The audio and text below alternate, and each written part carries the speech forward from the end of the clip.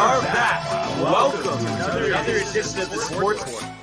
And we are back. We got the full crew in the house. That is what it's all about. The Yankees, out of any team in the league, are the best equipped to handle a blow like this.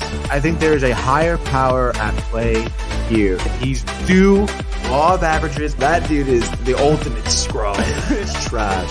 Yeah. Every person you have in there is fucking trash. Next game, you're going to see a big performance. You can see it in the end of the game, and I'm just totally stoked and excited for this. And we are back. Welcome to another edition of the Sports Port. And once again, it is the Barnes and Tony Show. Anthony, how are you, my friend? I'm doing well, dude. Nice little Monday off, chilling. It's Tuesday. Doesn't feel like Tuesday, but I'm having a great day so far. Absolutely. And yesterday was a great day. Sunday night was a great night.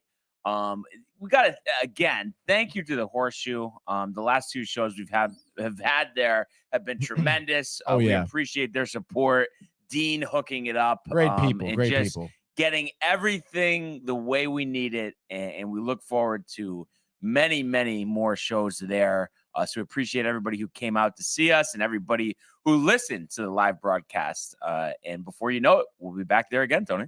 Yeah, literally 3 weeks, dude. 3 weeks. I'm pumped about it. I'm excited. It can be better every single time, too. Yeah. And we got a lot to talk about, but we also have a lot of comments. Dude, a lot of comments off the rip here. Starting with Matthew early and often here. Lakers suck ass, he says. Then Jay Bird coming in here and say, what's up? How we living? Michael Theofil says, living large at Jay Bird. How about you? And then Jay Bird saying that he's patiently waiting for his favorite sports show to watch. Is Barnes coming in at the buzzer? Oh, he does. At Jay Bird says, prefer Jay Hizzy in the house. And then Michael coming in with the best in the business. Nobody better, not even Dave and Rick, he's saying. Appreciate you, brother. We'll see you at the stadium. And then Prefer coming in at Michael Theofil, LeBron sweeping 4 straight to Nuggets. Wow.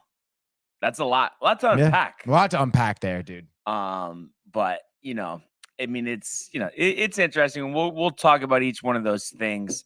But as we always do, Tony, let's start in the world of Major League Baseball.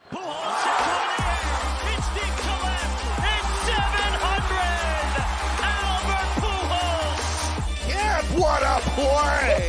Stop it, Yep. And Alonso cracks one. The Mets win the ball game. Out of sight. And it works at 100 miles an hour. 14 strikeout. Too deep to left field. There it goes. See ya. All right. So I'm kind of interested your thoughts here, Tony. Like, obviously, Yankees and Mets off yesterday. I think it was the first time since April 7th they had a common off day. Wow. But you don't get to watch as many of the games as I do. And I'm just curious, like, even when you can't sit down and watch it, isn't it still annoying that they're not playing? Like, because I'm sure don't you enjoy even just tracking it? Like, you want to see how they're doing. It's just it's kind of like a weird feeling when they're not playing. I mean, playing 162 games in 180 days. Yeah. Honestly, it's even more weird because obviously when the Yankees are playing, I try to track that game as much as I can too. So having both teams not play, for me was very odd because at that point yesterday, I just didn't really find myself on the ESPN app because there really wasn't much going on, dude. Yeah. It's sad. Weird feeling. And unfortunately, we'll talk about the other sports, but it's just no buzz in the playoffs right now. Too many lopsided series. So that just takes away from the juice, which is unfortunate. Yeah. It is pretty crazy with obviously the sweep, the Lakers and then the potential sweep of the Hurricanes as well. And I still think even, the Golden Knights are up 2-0 against Dallas. So it's definitely been an interesting set of playoffs here. It's weird. Yeah, definitely is weird. So, obviously there wasn't anything to recap from yesterday. Of course, though, Sunday night, the Mets did get the win, right? In the second half of that doubleheader? Yeah. No, but I'm saying, didn't it happen after we already left the Horseshoe or no? Yeah, the game was still going on.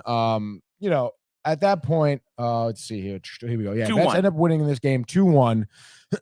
And, we were there for the horseshoe when Verlander started game 2, giving up that solo shot to Ramirez in the first. After that, though, I think he retired the next like 8 batters.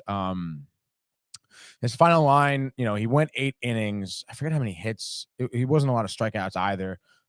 Maybe like 6 or 7, I feel. But, a lot of ground outs. Again, a lot of flyouts too. That 8th inning, I think, was 2 flyouts and a ground out. The second inning, I think he had a ground out and 2 Ks.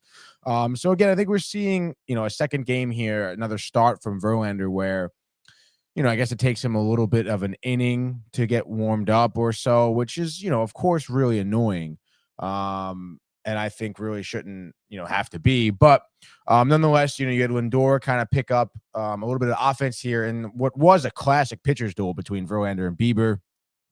But it was the 6th inning, I believe, with Lindor had a solo shot, kind of tying it up. And then McNeil in the 8th inning had a sac fly RBI. I believe he's on a 8-game hitting streak right now, McNeil, which is nice to see that. Average up to 289. Yeah, you love to see that after like kind of a slow start to the season. Of course, we know last season he won the batting title, right? But Verlander's final line, by the way, 8 innings, 3 hits, the 1 earned run, which was a solo shot in the first, only 5 Ks. But threw only 98 pitches, so it was pretty efficient through those 8 innings. I think for someone like him, again, for that day too, you kind of look at that day as a whole. I mean, you had Scherzer, having a great game 1, Verlander having a great game 2. Your 2 aces finally, coming together, stringing along 2 good starts in the same day, sweeping the Guardians for the doubleheader. And you really love to see that. And of course, Lindor with the home run against his old club, that's cool. The tribute videos, dude. So many tribute videos. But yeah, so obviously a great win here as the Mets improved to 25 and 23, 2 games, over 500. I think we're like 5.5 games back of the Braves, maybe 5 games back of the Braves right now. So in great position, seemingly, the Mets are kind of on a little bit of a roll here. Of course, a lot of these games too that you'll notice that they're winning. Of course, the opposing team is scoring first. So these are comeback victories, which is nice. A lot of, late innings where runs are being scored and stuff like that. We see a lot of runs being scored in the 7th, 8th inning, 9th inning by the Mets recently. So I think it shows a good resilience with the ball club. I think you're going to see, honestly, an uptick of offensive production with the pitchers doing well. I mean, right. I believe Senga's on the mound tonight against the Cubs. So I Wrigley mean, Field. Yeah. So we know Senga had a good outing. His last start. And again, if we're stringing along together now, like 3 quality starts from our first 3 pitchers in our rotation, I mean, that's just a huge step in the right direction. Right? Couple questions for you though. Now, and I'm not sure if I'm getting this confused with the previous start, but first with Scherzer, was it after Sunday's start? Was he saying that something was still bothering him and the velocity is still 92? Is that the case or no? Yeah, I mean, he wasn't really saying anything specific, but he was alluding to the fact like, you got to battle through things that are giving you issues, right, sort of deal, which is what he's doing. So you would imagine he is not honestly 100%, which would explain the downtrot in velocity. So, which is nice. And is it? I think you were saying on Sunday it's a 92 max or no? Yeah, on Sunday. And last year we were seeing 95, 96. Yeah. Okay. Even earlier this season we were. Wow. Yeah. So something's going on. Prefers alluding to a blister. I'm not sure if you heard anything about that. I haven't anything specific to a blister. But we'll see, I guess. Prefer also, by the way, also has Mets on a 5-game one run winning streak. They're halfway through to Mets prediction Prefer's prediction of a 10-game winning streak. Michael here also pushing for the Subway Series World Series is definitely. And then we have a comment by Mystery Sauce from Mystery Twitch. Sauce. I do not think I know Mystery Maybe Sauce. Michael Burner. No, I don't know. And then he's asking if Carmelo Anthony's jersey gets retired. Yeah, obviously Carmelo, announcing his retirement over the weekend and, didn't play this year, played on the Lakers last year. But I think it's one of those things, there was a lot of frustration during the Melo years that they weren't able to get over the hump. But I wouldn't be surprised because, numbers wise, I mean, he was up there. He was productive. He was one of the few guys that's committed to the Knicks. I feel like once the Knicks get over the hump and win a championship, then they'll retire it. But I just think right now there's a little Yeah, I don't think they're jumping to retire the jersey right now. And what do you think about Michael hyping the Subway Series, but then saying that Verlander is done, he's old, washed by? What's your take on that? Yeah, I don't know. He says it's called, obviously typo here, Verlander is done, he's old, washed by. I don't know. I think that's kind of ridiculous. I mean, the man was very efficient yesterday in game 2 here. He lasted 8 innings, which I want to say is the most any starter has gone for the entire season for the Mets. I think I don't know. I'll double check that, but I'm pretty sure. And then I think Mike coming in here saying that he's done. Yeah, no, it's not true. It's just not true at all. I mean, I think you're seeing, maybe soft start to the season with the injury and everything like that. But I mean, you just talked about, Scherzer having a little bit of a blister issue with his and struggling with his velocity. I mean, Verlander's hitting, 96 consistently throughout the entire game. And it's interesting. So velocity is, the same or equal, just about the same as last year with him. But the strikeouts aren't. And you think that almost like it's a new strategic thing that he wants to get deeper into games by kind of focusing on ground balls, soft contact, that'll allow him to keep his pitch count in check? Yeah, I think so. I mean, I think we've kind of seen that. I think even like his first start back, he was 6 innings, and I think he threw like maybe 70 pitches. Mm-hmm. So it's kind of been a theme so far throughout his starts where, his pitch count is kind of low. So maybe he is trying. I mean, again, like you saw a lot of fastballs, the ones that he was throwing were high in the strike zone, trying to force those flyouts, which he was getting a lot of. So I do appreciate the strategy. I mean, hey man, if it gives him depth, if it lets him go later into the season, I'm all for it. I mean, what do I care about strikeouts necessarily? You're getting the outs anyway. Yeah, but there is an and maybe it's just a fantasy, like baseball. Your whole obsession. life is a fantasy. But like, I think people do look at strikeouts as kind of like a barometer of how well a pitcher performs. What do you think about what Prefer said? Did you hear about that at all? Scherzer saying that he can only throw curveballs on Sunday because of the blister. I didn't honestly hear much about the blister. I mean, he was throwing fastballs. I was seeing him throw fastballs, obviously struggling. But I mean, hey, if blister's an issue, I mean, that's something that's pretty simple. You can get it taken care of, especially, after your start, you got a few days rest here. Like, obviously, let's pop it, put some new skin on it or something like that and take care of it. As far as I'm concerned, if blister is what the problem is, I mean, that's the least of our worries. Really, it's best case scenario. Right. It's not like it's an arm, an elbow, or shoulder, whatever, dude. Yeah. So I love exactly. So I mean, definitely stuff trending, in the right direction. You look at both the Yankees and the Mets. The Yankees have won 8 out of 10 games and are on a 4-game winning streak. The Mets have won 5 in a row and have won 7 out of 10. And they're actually only 4.5 games back now, Tony. So definitely within striking distance. The Yankees are now 6 back. Were once 9 back. And were once in last place and are now 3.5 games ahead of last place Toronto, 2.5 games ahead of 4th place Boston. Love it. You expect Boston to keep falling in the standings. You would imagine Toronto would climb up. And then you got Baltimore, who's been on a heater themselves, winners of 3 in a row and 7 out of 10. Oh yeah. But it is interesting with Toronto. I mean, this has been going on for a while, and it almost just makes you feel like that, they've bet this core has been together for a couple years, that it's like they need to swap out, some of the parts, or add to what they have. But you would think, collection of talent wise, when we're thinking about Vladdy, we're thinking about Chapman, we're thinking about Bichette, we're thinking about Varsho, we're thinking about George Springer. Offensively, they should be really strong, but we see them go on these lulls, almost similar to what the Yankees did earlier this year. Same thing with what the Astros did earlier this year. And then just overall consistency. I think there was a lot of thought, like going into, last season, they were the favorites to win the American League. Right. And then here we are again this year, just 2 games over 500. What do you think the issue is there in Toronto? I mean, it's a really good question. I mean, again, you look at some of the stats of their players this season. Bo Bichette leads the team in almost everything here. He's got 317 batting average leading the team in home runs with 9, RBIs with 30, with hits in general at 65. And I don't know. I mean, that's a great line for him. And there are some great players, around the lineup as well, who's performing solidly.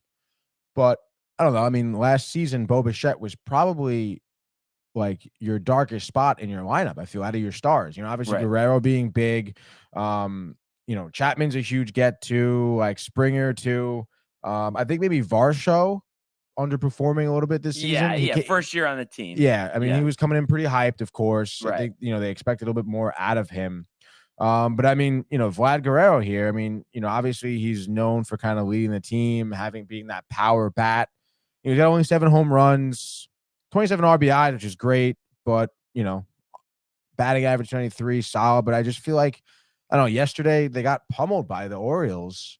What was it, like 8-3 or something like that? No. That was 2 days ago. A Sunday? No. It was Sunday. Yeah, they played Tampa Bay yesterday. Tried to rally in the 9th, lost 6-4. Oh, okay. So I don't know. Maybe big spots are just not showing up.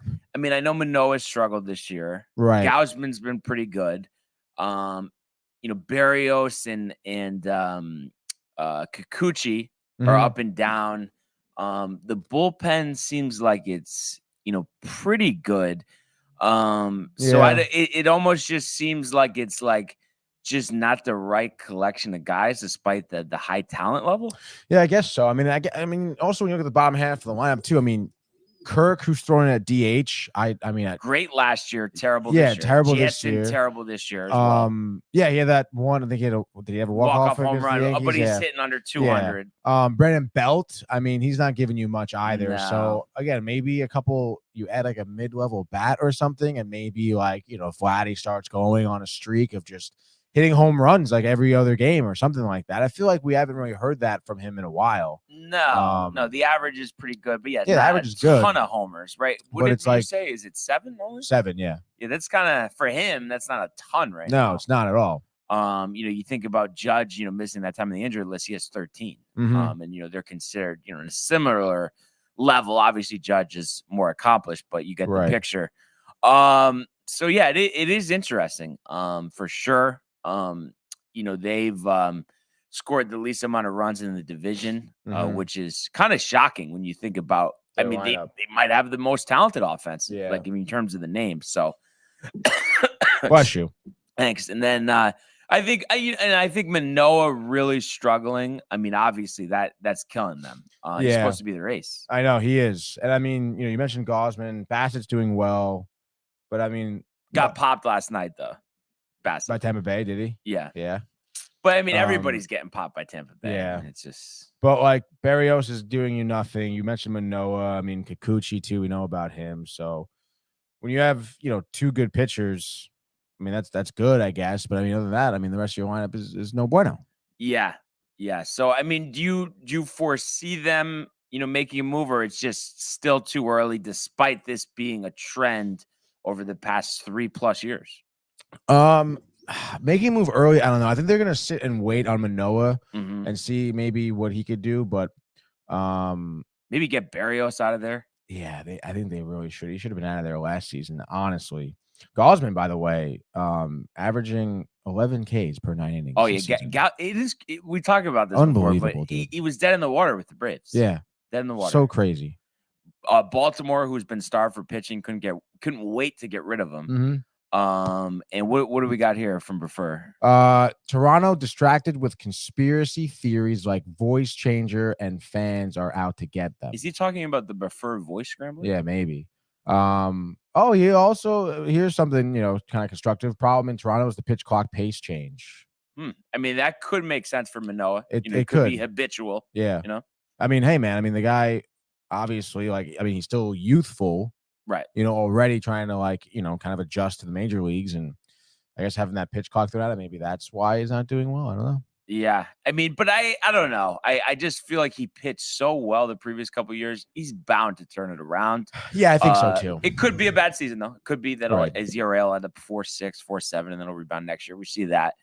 He's young, but you feel like sooner rather than later he'll figure it out. Yeah. Matthew, very complimentary of my militarian haircut. Brian, he says, nice haircut, kid. The military, Tony.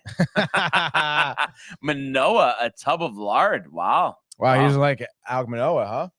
I mean, I'm not like I've always respected the ability, but the barking I thought was ridiculous. Like I said, I've said it a million times. And he just accomplished something first, then bark. Yeah. What do you think the Blue Jays are going to do? So I think they're definitely going to need a pitcher, and I wouldn't be surprised if they try to shake something up with the lineup. Maybe trading like George Springer or something if there's a taker. Bichette or Vladdy, you would think they are safe. Varsho's in his first season with the team. Yeah. They like what Chapman does. So that would be the angle I would think. And then maybe too, work to strengthen that catching position, and to get something. Maybe they call the Mets once Navarez is healthy. Yeah, that would be nice. Yeah, I would like a little trade for that. That would be cool. Yeah, so something to consider. Jay saying Sergeant Barnes, which is one I haven't heard before. Nice. And then prefer Blue Jays still in my top 10, going to win 90+ games. I don't know. I could see them 84, 85, maybe even missing the playoffs, Tony. I mean, I can't confidently say they're going to win 90+ games. Yeah, I don't know, dude. What are they now? Like 25 and they're 2 games over 500. Yeah, 25, 23. I don't know, dude. I mean, if they shake things up, it's possible, but looking dim now. Yeah. So we'll have to see what happens. But obviously, like I had alluded to, with the off day yesterday, with the strong play of both New York teams, it's nice to see them get back on the diamond. Yankees begin a 3-game home series with the Baltimore Orioles. So tonight's pitching matchup, got your ace, Garrett Cole, going up against Kyle Bradish. So looking at face value, huge advantage there. Cole, the early front runner for American League Cy Young. Bradish, one of those pitchers that you feel like can be hit early and often. And it's interesting. You look at the rest of the series too. Tomorrow, Cortez versus Tyler Wells, and then Thursday, Clark Schmidt, who has been pitching better lately, against Kyle Gibson. Those 3 Oriole pitchers, I feel like the Yankees should be able to take advantage of. Right. Excuse me. They clearly have the advantage. The first 2 nights, obviously, Schmidt being a huge wild card. You never know. And I know the Orioles are 3 games ahead in the standings and have won 7 out of 10 games. Am I delusional, Tony, to expect a sweep here? Delusional? No. I don't think so. I mean, you see where the pitching matchup. The pitching matchup, of course. The stretch that the Yankees have been on for sure. But I mean, Baltimore isn't a team just to kind of, roll over. Yeah, No. But I just think playing the Yankees when they're hot, playing in Yankee Stadium, is a different animal. Definitely than what they're coming off of. Then playing in Toronto, for instance, they swept Toronto, and then we're playing the Angels before that. So it'll definitely be interesting to see, what transpires there. Numbers wise, Bradish 2-1, 3.9 ERA. And then Cole 5-0, 2.01. So obviously some quality numbers there for Garrett Cole. Aaron Judge hit 500 last week, I think, with 5 home runs en route to American League Player of the Week. So he's locked in. We know what Rizzo's been doing. So things are really clicking right now for the Yankees and for the Orioles. Mountcastle, hot start, has definitely tapered off at the average down to 237, 10 homers, 34 RBIs. Austin Hayes, who I've always thought was pretty solid, hitting over 300 with a slugging percentage around 5. And then Cedric Mullins, 7 home runs in the early going. He's always been one of the better players, and we know what Rutschman can do. The Yankees, minus 170 in this one. But like I said, I'm just looking at this, and I think that they have a really good opportunity here for a sweep. And I think the Orioles have been great, but I think kind of like we're seeing with the Rays, and I know they won last night, but of course they're playing the Blue Jays, who are losing to everybody at the moment. I think there's going to be a little coming back to earth. And I also think, for instance, Bradish, his numbers are okay right now, but I mean, in a big game, is he really going to give you 6 scoreless? I No. just don't see it.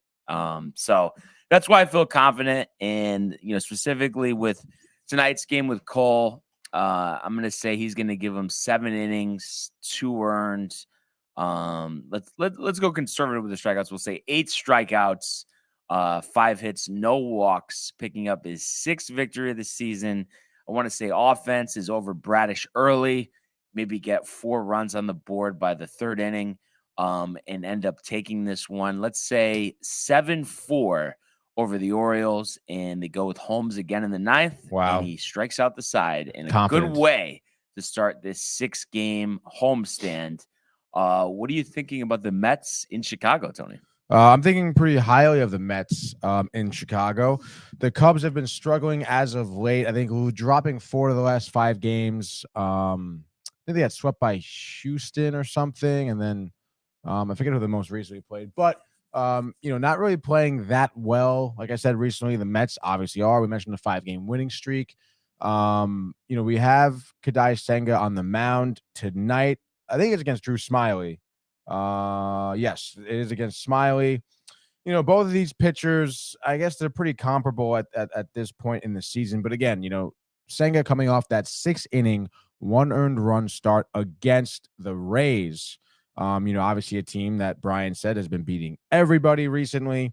So you would imagine him to come out here against a lineup like the Cubs and to kind of have, a pretty solid outing. Again, for me, I'm looking at Senga to come into this game and be ready from the get-go. We talked about a lot of these starts where he kind of struggled to get off on the right foot. So, I mean, hey, I think against the Cubs, his forkball had tremendous movement, got him a lot of strikeouts against Tampa Bay. Let's keep that, status quo here. I mean, that should be your go-to strike ball. Again, against the Rays, you saw him for probably the first time this season confidently locate his fastball when he needed to, when his forkball was getting kind of fouled off, dude. Wow. But which was great to see. Senga's kind of making the adjustment now to the big leagues. I think you're starting to really see that culminate against the Rays, hopefully continuing here against Chicago. Again, I'm going to say Senga, I'll say another outing where it's going to be 6 innings for the first time this season, back-to-back for him. Maybe giving up, I'll say 4 hits, 1 walk, 1 earned run off of, I'll give him like a solo home run given up. As we see with a lot of these, off-speed pitchers, kind of leaving one over the middle.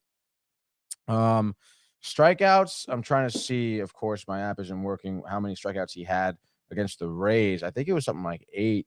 No, he had 12, actually. Wow. Fan 12 against the Rays. Again, that forkball was absolutely killing it. I'll say double digits. Let's say 10 strikeouts against the Cubs here. And then, of course, I mentioned McNeil on that 8-game hit streak. Lindor coming in clutch. Alvarez looking great too. Honestly, I think this is going to be a game where the Mets start scoring early, getting men on base typically, and then just bring them in with RBI singles, sac fly RBIs, and I think it could get ugly. As Brian says, you open the window and it pours or something. I say the Mets take this one 8-2. Wow. And one question leads into the other, but I guess my first question, you're giving him 8 runs. Any concern the success that Smiley's had 4-1, 2.86 ERA this year? No, not really. Obviously that's great for him. You got some of his last few outings again against a good team like Houston. He lasted 6 innings, only gave up 1 solo home run as his 1 earned run, 8 Ks. So he has good strikeout stuff. He seemingly this season seems like a pitcher who's kind of hard to hit. But I don't know. I think the Mets will kind of take advantage. We saw the Mets over the past 5 games hit pitchers who are hard to hit, not to mention hit them in kind of, clutch scenarios. Not to mention, Drew Smiley, I think he had like an injury against Miami 3 starts ago where he had some issues. He only lasted like 3 innings, had to leave the game. So I don't know, maybe something's lingering a little bit. You never know if they can take advantage of that. But there's also I feel like the Mets lineup have seen Smiley so much, with him being on the Braves and everything. I think they can do well.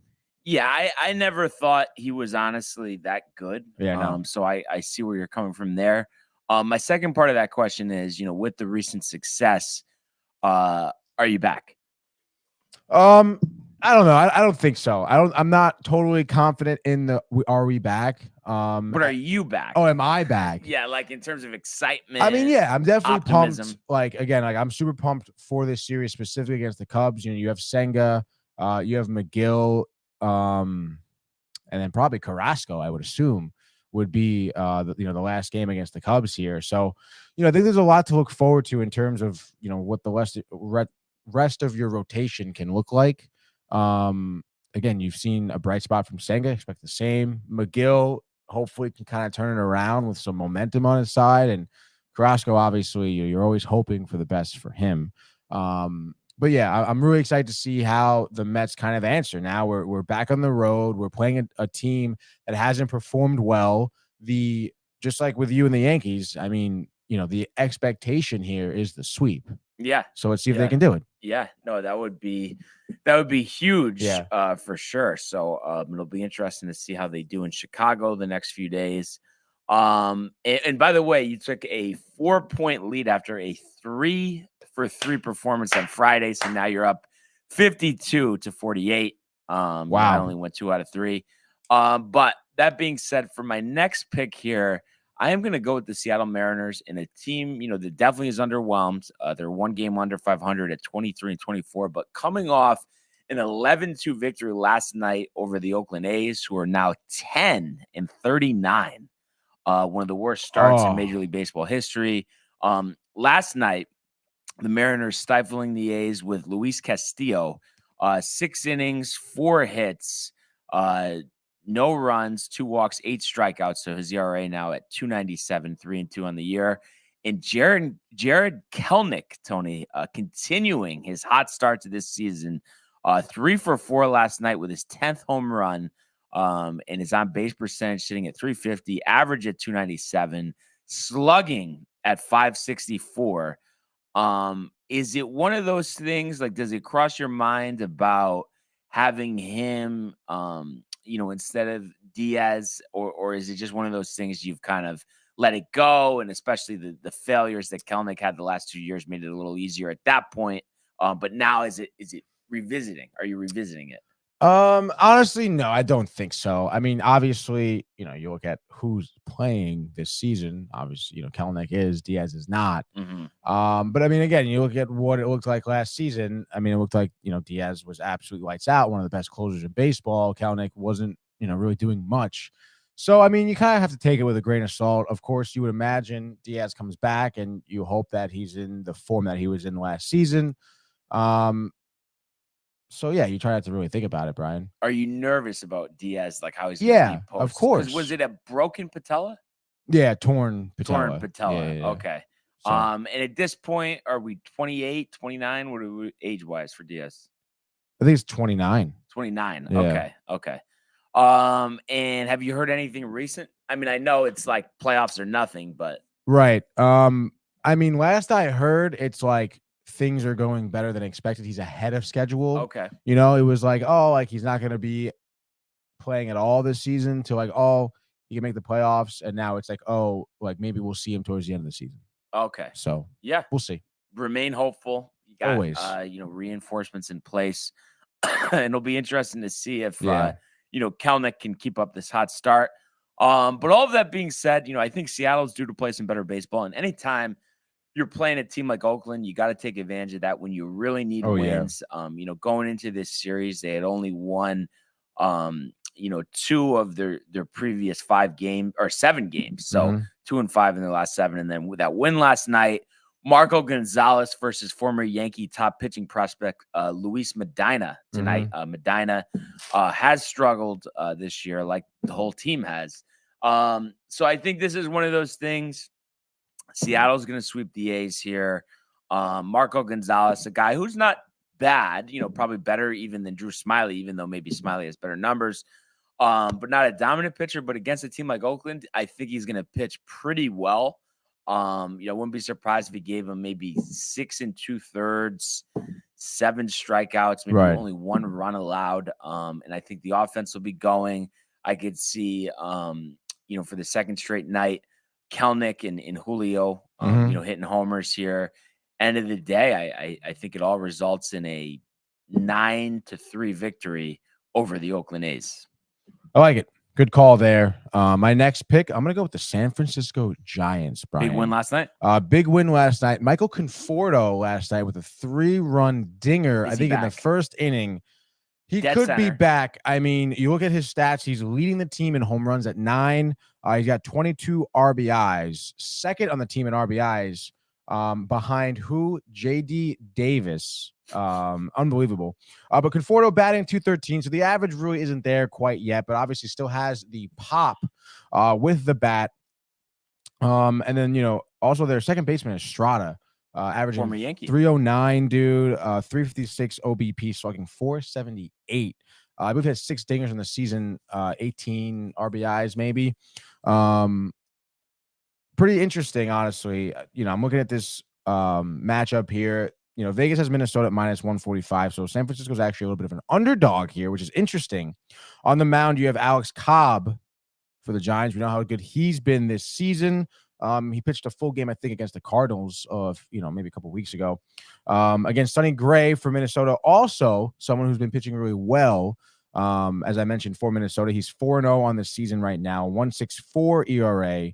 Having a really good job there. Doesn't have as much length as you see out of Cobb. I think Cobb has had a couple back-to-back 7-inning games, 8-inning games. I mentioned the full game against the Cardinals. You see Sonny Gray really only going like maybe 5 or 6 innings at most, unfortunately. How about though Minnesota? Joey Gallo, 11 home runs leading the team. Yeah, but what's he hitting? 210? 205. That's hitting 300 literally for a normal person. Really? Yeah. So pretty interesting. I mean, the Giants, though, right now, have won 4 of the last 5 games, of course, beating Minnesota last night. The Giants, I think, stifling Minnesota's offense with some bullpen guy. And, of course, using the bullpen throughout the rest of the game. But you would imagine here, Cobb, gives some length, let the bullpen rest sort of deal. So I'm going to say the Giants in a little bit of a pitching duel here, I want to say. Will take this game. I'm going to say 3-2. Giants have actually been heating up recently. For the last Twins 5. have been struggling a little bit, including last night's loss. I know the Pirates won last night, but I don't think they're going to win again today. You got Eovaldi versus Rich Hill. It's unbelievable that Rich Hill is still pitching. Completely ridiculous. And the numbers haven't been too bad this year, but Eovaldi's been outstanding. And I think Pittsburgh, who had the hot start, has scuffled since then. I mean, I guess not awful of recent, winning 3 out of 5, but I think Texas is just a lot better team here. I think they will be all over Rich Hill early. Oh, yeah. Adolis Garcia, 14 homers, 49 RBIs, Tony. Jesus Here we Christ, are still in May. I mean, he might drive in $120. There's so much offensive talent on that team. So I think they're going to put up a lot of runs here. Eovaldi, I could see him pitching 6 scoreless, bullpen take over the rest of the way. End of the day, I think you're going to see the Texas Rangers win this one 7-3 over the Pittsburgh Pirates. I like it. But first, says DeGrom starting baseball rehab soon, dude. And then he's going to have to do an MRI. And yeah, it's a whole lot of crap. It's this. All right, so third and final here, huh? Yeah. I know. Before, by the way, mentioned his picks: Mets, Yanks, Dodgers. He's really switched it up now. Yeah, it's pretty intense. Actually, I know. I was looking at the Dodgers Braves game. Obviously, you want the Braves to lose. But I don't know, dude. That's gonna be a great game. Spencer Strider on the mound for the Braves has been absolutely lights out for the most part this season. Actually looks like he just got into some trouble against Texas. You know what? I'll take a preferred pick. Give me the Dodgers. Wow. I mean, with the amount of offense they've been able to have, Freddie Freeman is someone who's just been absolutely ridiculous since he's come over to the Dodgers. Like, since he's been on the team, he's been absolutely raking nonstop. And again, seeing Spencer Strider having some trouble against the Rangers, give him a 4 earned runs in 5 innings. And of course, when he played the Mets as well, he didn't do great either. So I like it. Prefer give me the Dodgers here. I say they win this game Dodgers putting out a bullpen guy, I think, or some young guy who's never really pitched. Offense, I think explosion. I say Dodgers win this one. I say 5-4. 5-4. Yeah, and we saw the Dodgers win last night 8-6. JD Martinez, 2 home runs, Wow. 7th and 8th of the year. You mentioned Freeman. He had, I believe, the go-ahead home run, 3 for 5, 3 RBIs. And then you think about Mookie Betts, and then rookie outfielder Josh Outman, and then Muncy, all the home runs he's hit. I mean, this is a very dangerous Dodgers team. Right. And it was funny after that little bit of a slow start. Martinez was actually 4 for 5 last night, which is kind of crazy. That is crazy. We were saying, step back, not the same Dodgers. And here we are again. The Padres are mediocre. The Dodgers are at the top of the division. It just seems like that no matter how much we think it's going to change, Tony, it doesn't. What's the deal with their rotation, dude? Are they have a lot of injuries? Because if they're starting a young dude, 24-year-old, never pitched before tonight. Last night, I think they started also another young prospect pitcher. Yeah, I'll actually take a look at that. I mean, I know obviously Walker Buehler's still working his way back. Of course. So let's see what the depth chart lists on ESPN.com here. So Urias is on the 15-day DL. And then Kershaw's on the bereavement list. Oh. So, and Dustin May is on the injured list. So you literally only have Gonsolin and Syndergaard. That's not good. Gonsolin, by the way, pitched last night too. Yeah, he said Dodgers May is hurt. So, and I don't know what we have on the what the deal is with May here. His elbow will receive a PRP injection in an effort to avoid surgery. He just came off surgery. That's not good. Dude, that sucks. Following the Noah Syndergaard way of thought here, yeah. is his teammate now. Yeah, that's tough, dude. Yeah, Gavin Stone started for him last night.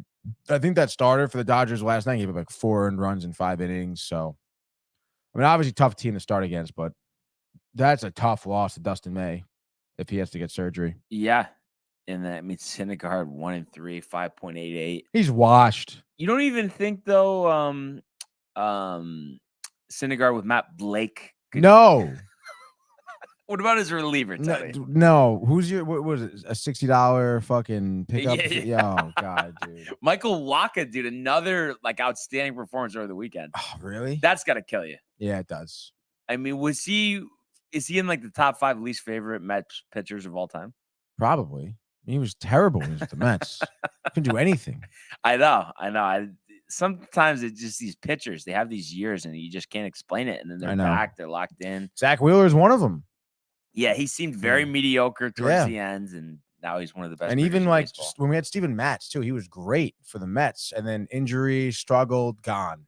Yeah, but now he's not doing good. He's not doing well. No. And then obviously we know what happened to Matt Harvey. Yeah. Crazy world, Tony. Crazy world for really sure. Is, dude. But let's go now to the world of the National Hockey League. Here's Matthews. Scores after goal. My goodness, this is a great shot. Big hit on the far side by McCarr. He flattens Jordan Stahl. Oh my goodness. Gets the gun right back. Terrified and robbed by Shesterkin. That's brilliant from Igor Shesterkin. It's a breakaway to win it in overtime. McDavid scores the winner in overtime. All right. So we get closer and closer to the Stanley Cup Finals. And it looks like, I mean, we'll see. It's happened before in hockey for sure. But the Florida Panthers will be the representative from the Eastern Conference after a 1-0 Game 3 victory last night over the Carolina Hurricanes, taking a commanding 3-0 lead. And we talked about this on the Horseshoe on Sunday. They just seem like a team of destiny. They're absolutely on fire. And it seems like no matter how they need to win a game, whether that's, being stout defensively, whether that's putting up 6 or 7 goals, it seems like they're able to do that. And a guy that was much maligned, especially the early part of the regular season, Sergei Bobrovsky, has been one of the best goalies in the whole league. So it's pretty remarkable what they've been able to do. Numbers wise, he was 32 of 32 last night. Their only goal, Reinhart, is 7th of the postseason on a power play. Matthew Tkachuk and Sam Bennett with the assist on that one. But this has just been a historic run for Florida. Like I said, they're ready to win a title. It really does seem like that. I have to say, though, I did think Carolina was going to be able to win this game to at least make this series somewhat interesting, but they could not do anything. And it kind of surprising, how strong they had played the previous series. What do you make of this, Tony? I mean, honestly, I'm as surprised as you are, Brian. You look at this game, a 1-0 loss, Carolina getting shut out. I think it was Bobrovsky's first postseason shutout. Oh, yeah. Which is great for him. I think he had 32 saves on the 32 shots that on goal that the Hurricanes had. The one goal too from the Panthers. I mean, the Hurricanes played good defense. I mean, they really did. They played a good game. It was a really gut-wrenching, 1-goal loss. You think about they held the Panthers to just 17 shots on goal for the entire game. The Panthers were just 1 for 4 on their power play, so the Hurricanes had a great time, killing penalties for the most part. Of course, that one power play goal was the game deciding goal, unfortunately for the Hurricanes. But I mean, like I said, you look at those stats I just mentioned, other stats, I think they were up with the Panthers in terms of hits.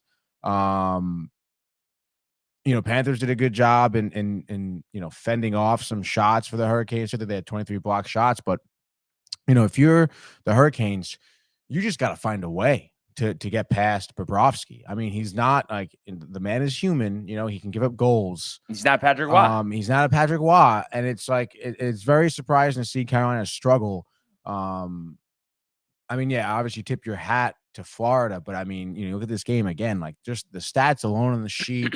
Even the Hurricanes, I understand they're on the road in Florida. Florida's bumping right now. But still, I mean, the Hurricanes have been in positions like this before, down 2-0 on the road. They have the talent. We know what's going on there.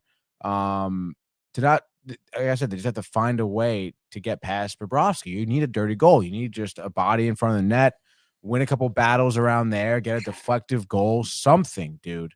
I mean, they were 0 for 1 on the power play. The Panthers being very disciplined, that's great. But, I mean, you should convert on that power play. You have a man advantage.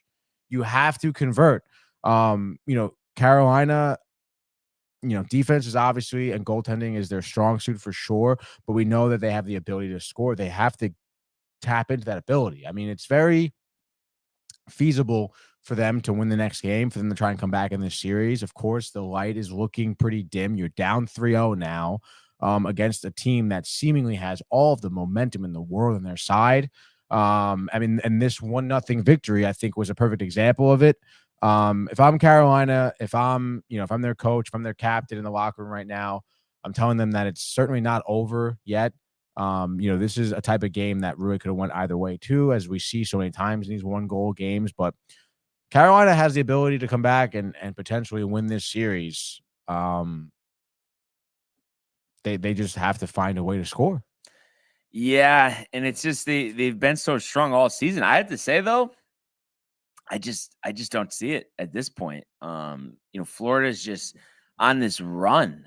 That's just unbelievable. And I know, technically they're not an 8 seed, they were just a second wild card, whatever. But is this it seems like from what I've kind of been able to research, like this type of run, it's not as uncommon as you would think. Like these random teams do kind of come out of the Panthers, like just in the NHL. Like, yeah, the Panthers, but I'm saying these teams before the playoffs that you figured really had no shot to win a title, just all of a sudden are the best team in the playoffs. I mean, that actually happens quite regularly and more than you would think. Yeah, no, for sure. I mean, I think we've seen it in previous years.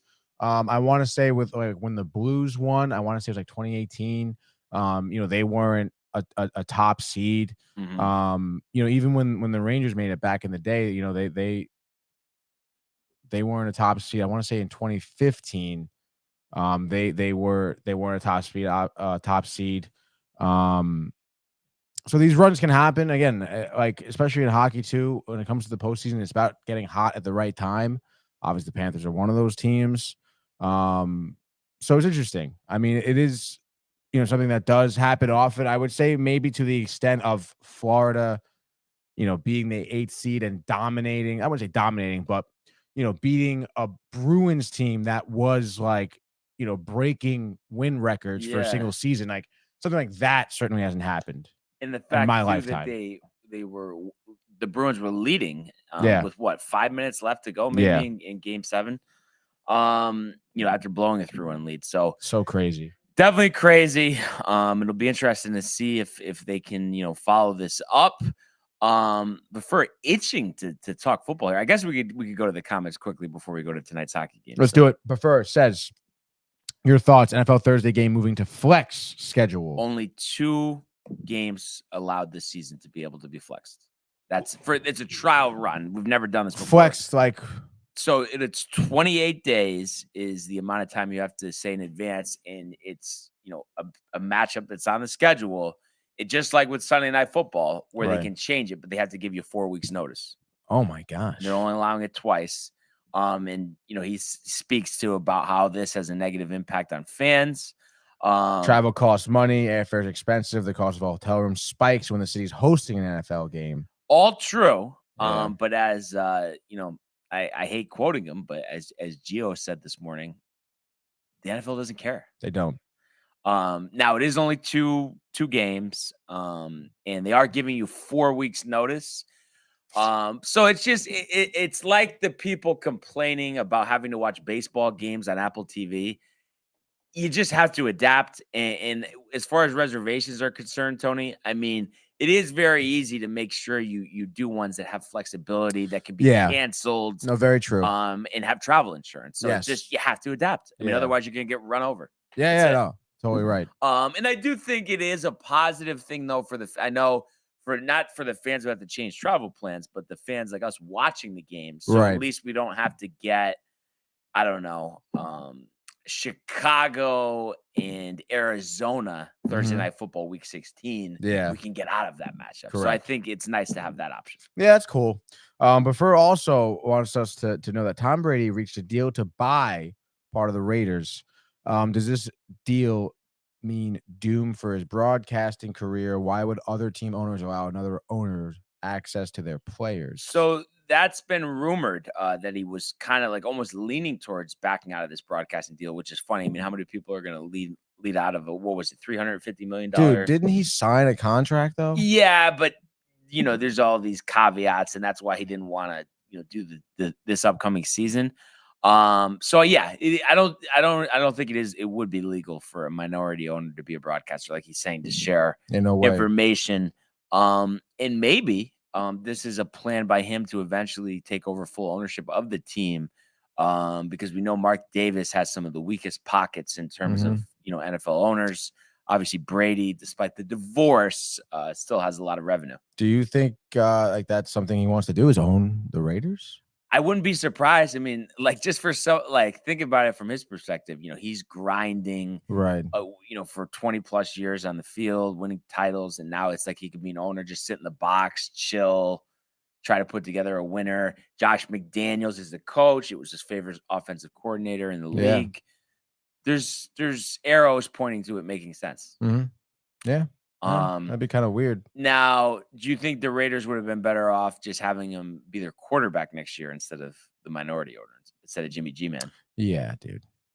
Because I feel like I'm like this with the Raiders and sometimes with quarterbacks that we, have had success, but it's really because of the system, the players that they're in. So I feel like I look at the Raiders next year, with Josh Jacobs, with Devontae Adams and Garoppolo, and say, oh yeah, they should be pretty good.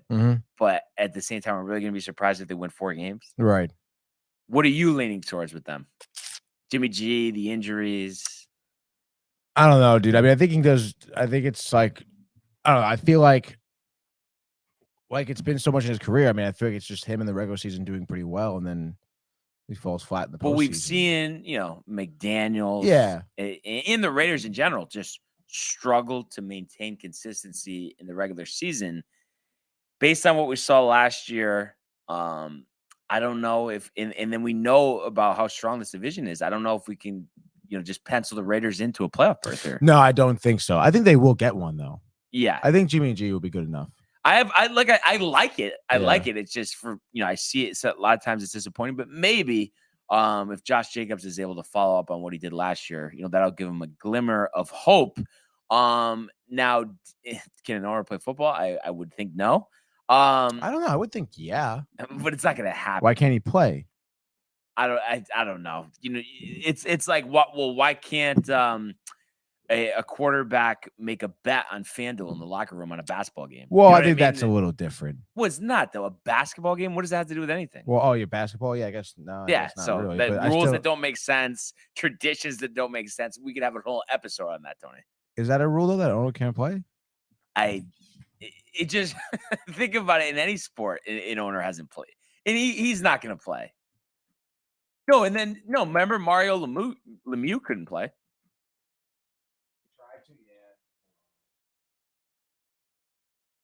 Yeah, first team. No. Yep, there you go. What did I tell you, Tony?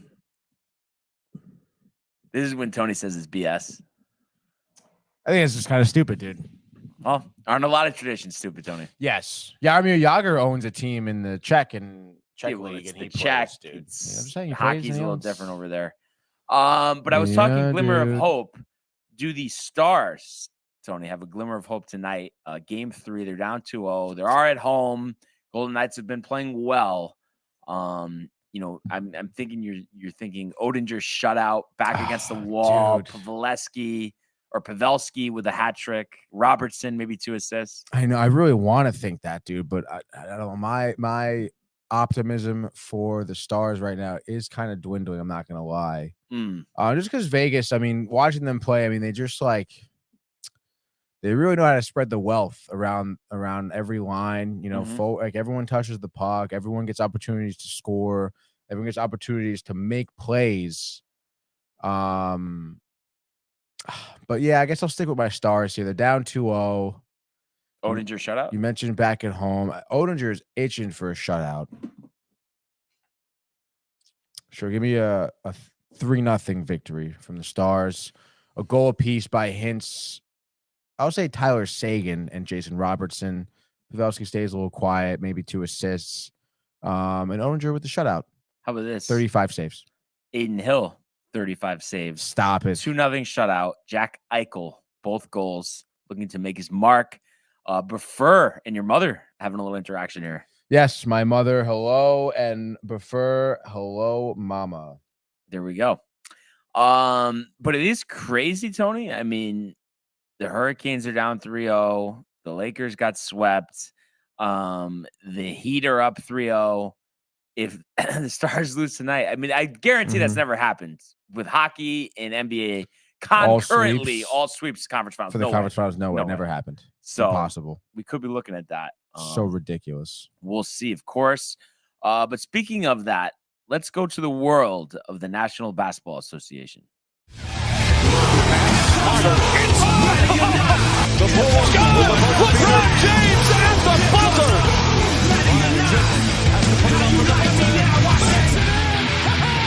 He banks in the three, and the Lakers win the game.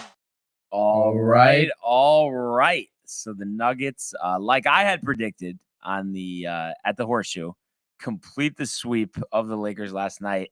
Exciting game, 113-111. LeBron, who I think it was 21 in the first quarter, ended up with 40 overall, 10 points, 9 assists. But in the final seconds, driving to the lane, Jokic with the block, series over, season over, as Tony gets called out. My mother's still waiting for me to call. And then busy. Yeah, you'll call. But and even LeBron after the game, he said him and AD, were talking about it, and he said by far they feel like the Nuggets are the strongest team that they've faced since they've been playing together. So just shows how well the Nuggets have played.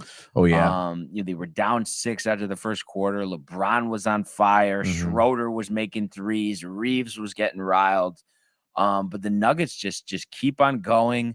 Murray, another strong game, 25 points. Jokic, 30 points, 13 assists, 11 rebounds. I mean, he does that on a night in, night out basis. Aaron Gordon even had 22 points. So despite only going 7 deep, they got out this win. They complete the sweep. And it ends what was becoming a storybook run after a 2-10 start for the Lakers. It ends. It comes to a disappointing end. After the game, LeBron says he's got to think about his future. I guess a comment, a report came across during this show, and I know Chokri had mentioned this to me, but I guess there's some rumblings that maybe Bronny doesn't want to play with LeBron, and that he said. He even made a comment saying like, oh, even if he doesn't want to, like, that's not set in stone. We don't have to do that. And also, obviously, like what he said last night, that he's not sure if he's going to continue playing. I would say, in my opinion, I could be wrong, but I think he's definitely going to continue playing. But maybe now, after these reports, that maybe, he's not going to end up playing with his son. You said that the son doesn't want to play with him? That's what Chokri, that's what they were saying? Yeah, that's what Chokri had told me. I didn't see anything about it. And then I just saw on ESPN.com, and I'll see if the article is still up here. What's the deal with that, dude? Does little Bronny hate his dad or something? I would, to simplify it, Tony, I would say that it's, maybe he doesn't want to be overshadowed. And he wants to make his own mark. And he feels like if he begins his career on a team with LeBron, and then if LeBron's still good, he'll want to keep playing. And then it just, it doesn't let him become a leader at a young age. Yeah, I guess so. Yeah, it's kind of weak. How old is his son? He's going to be a freshman at USC this fall. That's ridiculous, dude. I don't know, man. I think he's set up for failure, that kid. I think not playing with your dad is kind of messed up. Yeah, and I don't know. Who knows? We don't know what goes on behind the scenes. That's for sure. But what do you think? I mean, it's 20 years in, age 38. We'll turn 39 at the end of this calendar year. Yeah. Do you think he's a lock to come back or no? I don't know, dude. I really don't know. I mean, again, like, I was talking to Mike about this morning, and he thinks that he is a lock to come back just because he's not gonna leave on a year like this past year. Right.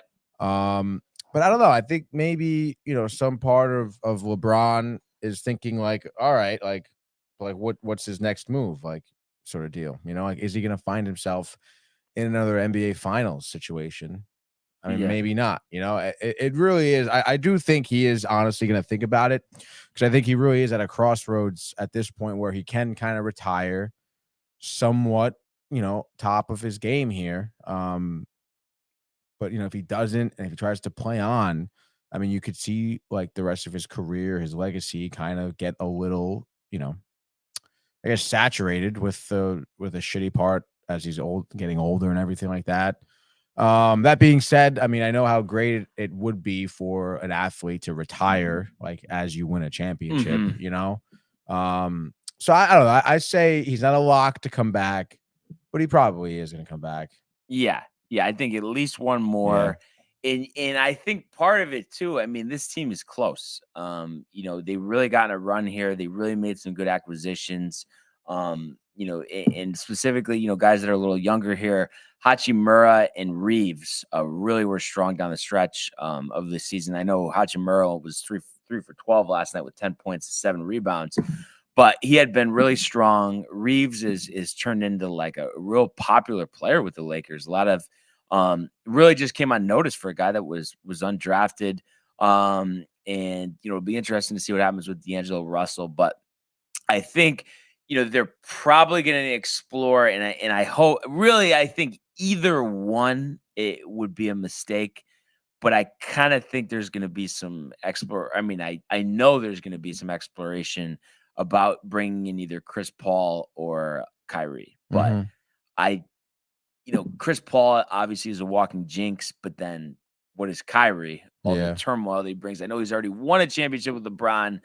So it almost makes me feel like I would lean Chris Paul if I had to pick one. I don't know, but what you think? I guess I don't know. It's so tough. I guess Chris Paul, though. I guess. I mean, they're friends. They know how each other plays. I mean, you think they could complement each other pretty well. And I just feel like Kyrie. How is Kyrie not going to rip up the locker room? I know. How is that not going to happen?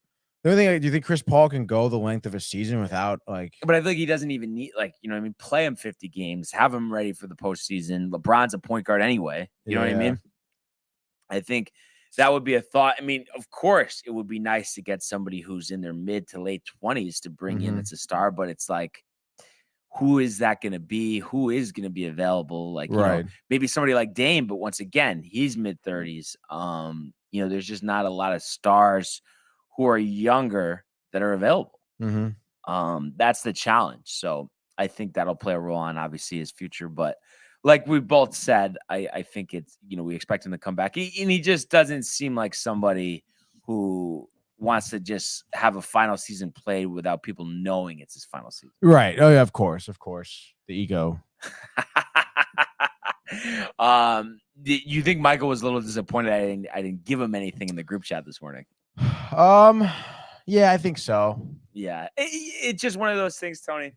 Listen, resume speaks for itself. So what you know what I mean? Like, there's nothing to argue about in turn. You know what I mean? And I know Michael knows basketball, and we have to just focus on basketball and not anything else. There's really nothing to complain about. And people talk about this time in the postseason he didn't step up or didn't win a title. And what I would say to that to anybody, if it was that easy, then everybody would do it, and clearly they don't. So I think it's just for whatever reason. And I know it comes with, him being a little, cocky and whatever, self-absorbed. But when people are at the pinnacle of anything, we just have this obsession with critique and stuff not being good enough. And I think he's the perfect example of that. And it's not specific to anybody. This is a general thing. And I know the majority of people don't like LeBron, but I think after his career is over, I think that's going to change a little bit. And I think people will reflect back to say, wait a second, like we saw something that we may never see again. Right. So it'll be interesting. Yeah. But also, I know you know this too. The loss last night did not sting nearly as much as it used to. It just, right. If that has to be the sacrifice for things to go right for baseball, that's fine, Tony. He's had his 4 championships. I've been able to witness them as a young adult and, into my, 30s. Haven't got to do it with baseball. So ready to go for the Yankees. Makes me really think what else you would sacrifice for the sake of the Yankees. What are you saying? You? Anyone. The way you said it, that's what it's just like. Are the Heat completing the sweep tonight? Yeah, dude. I mean, Jesus, would they beat the Celtics by like 30 points the last game in the Garden, I think, too, right? Yes. Was the 26 points. No. That was in Miami, actually. That was in Miami. Miami? They won by 26. They won the first 2 in the Garden. Oh, that's right. That was in Miami when you were like, oh, the fair weather fans of Miami aren't going to show up. They're going to go to the beach. Yeah, but they probably did go to the beach at halftime because it was such a blowout. Honestly, I think they were probably 30 at halftime. Yeah. It was ridiculous. Yeah, it was a joke. Yeah, give me the Heat. I mean, I just think it's, one of those years where, it's just, you see it where it's a team's time. It's a certain player's time. I think this year could be it for Jimmy Butler. So, yeah, give me the Heat with the sweep. Heat or Nuggets, first thought? First thought, Nuggets. Wow. Close or no? Yeah. I can see, Adebayo, playing pretty well, against Jokic. Probably some altercations. Definitely, dude. I think. Physical. And then, I would think that obviously he's done a good job this year, but I think, Spoelstra would outcoach Malone, but the thing is you have Jokic, you have Murray. maybe that doesn't matter. The players speak for themselves. Yeah. Murray's been on a hot streak, and you know about Jokic, so it's just ridiculous. And it's just one of those things, and I know you agree with this. And obviously, I think overall you feel pretty good about your manager, but like it's like with Boone, and I know Prefer likes to chirp in about the Boone contract extension and all this, but it's like, despite me not being a fan of him, it's like I feel like how much does it really matter? Like it's like if you're good enough to win, you're gonna win in spite of the manager. The manager is not going to prevent you from winning in baseball. I don't think that. And even almost in the NBA to an extent too. Like if you're that good, you're gonna win. Yeah, you're totally right. And Michael says hot. First James to be in college, which is interesting. And then he says LeBron is playing one more season with Bronny and but it would actually have to be two more seasons, right? But which, I mean, it seems like he could play. So Bronny's going into USC, freshman. Yep. He can play 1 year, then go to the NBA. Yeah. So I think it's two more. That's cool, I guess. And it's crazy too. I remember being. You think he's getting a full ride? Oh yeah, of course. But I just remember watching LeBron in middle school. It's like here we are, and he's still playing, and might have a couple years left. It's kind of nuts. What if Bronny's in college and he doesn't want to fucking leave? Nobody does that though, just because of the greener pastures and in greener money pastures. Yeah, I don't think Bronny's worried about money though. He's not, but it's just to have it your own. Right. You know what I mean? Think about his whole life. He's been living off his dad's money. Right. Now he can make it for himself.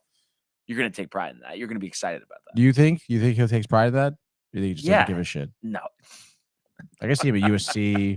Yeah. Probably the most popular guy around there. Yeah. Yeah. He's the women, the parties, the drinking. Yeah. But the reason why nobody, if you're going to be a top pick, I want to enjoy it. I'll stay one more year. Because, I mean, what are you going to get fat and, party and then your game slips? You got to just go when you can. I mean, what does he care anyways? Tony, he cares. He's set for life, this kid already. Doesn't matter, though. If he grew up and he want, you could have a goal that you really want to accomplish despite your dad being loaded and being one of the best basketball players of all time. It doesn't matter. He himself wants to carve out his own legacy. Does he? I don't know, dude. I mean, maybe not wanting to play with his dad, with animosity there. Maybe his dad was the one who was pushing him to play basketball in the first place. Or maybe so big FU to his father to stay in college. His own legacy. No, I don't know, man. Giving me the prefer smile. It's a slippery slope here, Brian. I guess we'll have to wait and find out. We will. Yeah. Only other thing I wanted to mention here was, and we already quickly talked about it, but the Carmelo Anthony retirement. And definitely all things being said, of course, won that national championship at Syracuse, didn't get one in the NBA. But did a lot of good things, career averages of 22.5 points, 4.6 or 6.2 rebounds, in terms of 3-pointers, 35%, and definitely improved on that as the years went on. 10-time All-Star, 6-time All-NBA. And then in terms of his points, I believe it was 28,289. So a lot of accomplishments, a lot of seasons. You think about when he came in with LeBron, and to just finish up, after playing all these years at a high level, pretty impressive stuff. Not many guys are 10-time All-Stars, and it's a shame he couldn't get one, but at the same time, it doesn't mean that he's not a Hall of Famer and one of the best players of all time.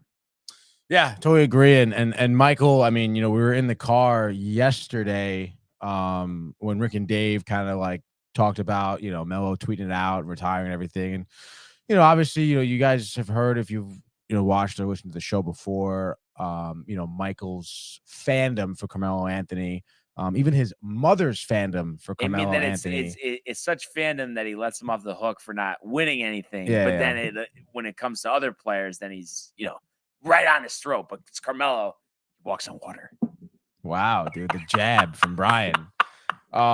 Poor Michael, not here to defend himself. I'm just messing with you, Michael. But yeah.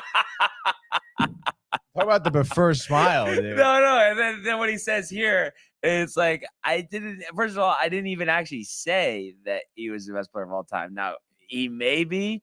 But it's like, no. Carmelo doesn't get out the hook, and then we're gonna lament LeBron for everything that didn't go 100% his way. It doesn't work like that, Michael. We're not gonna allow it. Sorry. Michael does say he's not the GOAT.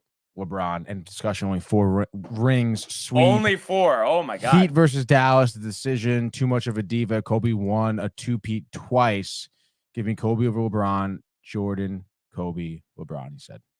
Yeah. Well, I mean, if it made sense, I would agree with it. But unfortunately, Tony, it just doesn't. Well, I mean, if you're talking those 3 players, where are you placing who? I would say LeBron, Kobe, Jordan. Wow. Yeah, Jordan was a quitter. He was an a-hole.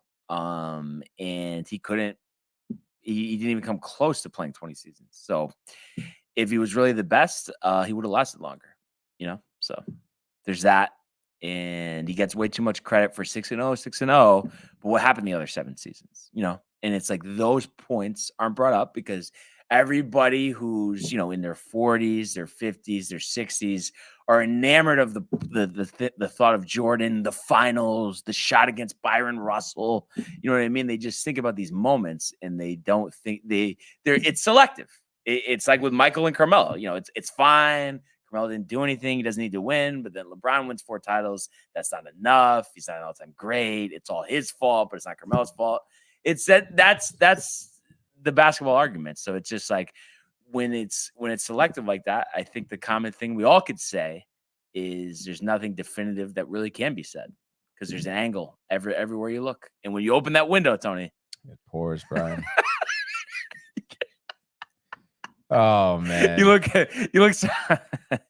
so enthused by the basketball talk. No, this is a good conversation. I like this one. It is a good conversation. It is a good conversation. I hope after very disappointing, conference finals in both hockey and the NBA that we get some good NBA finals, Stanley Cup finals. That should be fun if we get that. But of course, me and you right now are most, intrigued by this baseball season. And we feel pretty good. We want to get wins tonight. And it's all about what you're doing moving forward. And that begins tonight in the form of Garrett Cole, Kodai Senga, the Met offense. You know it. The Yankee offense. And Matthew talking about Kobe being the GOAT. And speaking of GOATs, I mean, that's what I would consider Aaron Judge. So perfect parallel there, Tony. But anyway. Oh my God, dude. Anyway, I believe, if I'm not mistaken, screen time. You are not mistaken. Big screen time coming up today at noon. So don't go anywhere. Manny's in studio right now. We're gonna be recapping Fast 10. I think Mike is gonna be here for it. But yeah, we're gonna be reviewing Fast 10, which came out this past weekend, I believe, in theaters, or Thursday came out. As well as recapping White House Plumbers. We also watched, and you may even be interested in this movie, White Men Can't Jump. I don't know if you saw the original, but they made a remake of it on Hulu streaming. How was it? Jack Harlow. It was okay, dude. You have to tune into the episode to get the full breakdown. I honestly had to give you credit for watching all these movies because it's like the epitome of dissatisfaction every time I ask, Tony. Yeah, dude, it's just so tough to find a good movie these days. I was the one who started this movement. I just want to say I've been saying it for years. No, stop it. No, have I not been saying that since I met you, though? You don't know. That they don't make good movies anymore. You've been saying that they've never made a good movie ever, is what you say. Yes, that's what you say. And they had made good movies, and good movies are coming out, like, this summer specifically. We just haven't seen one in 5 years. I think 5 years is a stretch. But you know what the problem is? You can't even recall the last good movie you saw. The last good movie I saw, like a new one. Yeah. I really enjoyed The Batman. When was that? I don't know. When it first came out. 2022? A year ago. March. Okay. But a whole year of nothing? I mean, that's a long time. And you're seeing all the stuff people are talking about. Yeah, that's very true. Yeah, I don't know. We'll see. I'll have to maybe dive back into the well for that one. And one last thing, Matthew says, LeBron all-time great, but a rat. And And just what I would say to that, and this doesn't apply to the Yankees, but I'm thinking of just like a lot of us as fans. I mean, even movie fans, honestly, too. It's like we see these people on a regular basis. We like them. We think we know them, but we don't know them. You know what I mean? Like, there's people that on the flip side of what he's saying, like he's saying LeBron's a rat, but whoever it is that we say, oh, this guy's such a good guy, he's the man. It's like, we don't know that. No. We have no idea. And there's definitely more people than we know that we just assume are great people that actually suck. Oh, yeah. Terrible human beings. So that's why from a, fan perspective, we can never in either direction get too riled up. Yeah. Besides if it's the Yankees. Of course, dude. And this is prefer talking. That's why you never want to meet your heroes. Why he'll never meet us. Yeah. We're assholes, prefer. What's he talking about though? Manny with the nasty rant? Must hear? Or is he saying Manny's like going to no, because Mike and Manny didn't like Batman, didn't like that movie. They don't like Robert Pattinson. But honestly, in my opinion, some of these players some of these people we're referring to, I think have some, poor taste in movies sometimes. Yeah. And this is definitely the last thing here. It's a good way to end. So Michael's saying Melo go over LeBron. He took on the challenge in New York City where LeBron ran. And I think he should finish that sentence. He took over the challenge of New York City and ran into a brick wall, not accomplishing anything. So, I mean, hey, if we want to lament him for that, we can. But other than that, Tony, I would say an outstanding episode today. Really appreciate everybody tuning in, the comments, the likes, the subscriptions, all of the archives on the YouTube page.